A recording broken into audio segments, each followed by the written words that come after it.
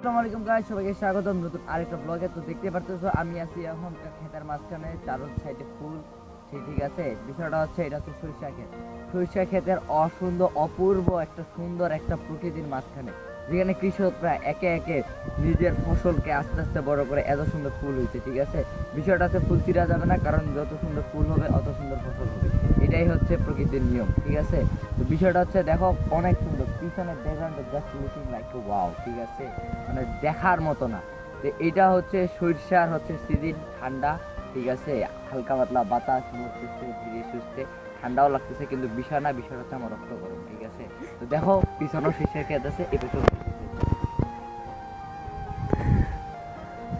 একটা সিন।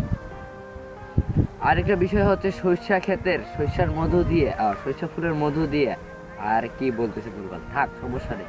বিষয়টা হইতেছে সরিষা গাছের ফুল থেকে মধু সংগ্রহ করে। ঠিক আছে, কে সংগ্রহ করে? ঠিক আছে, মৌমাছি সংগ্রহ করে। এখানে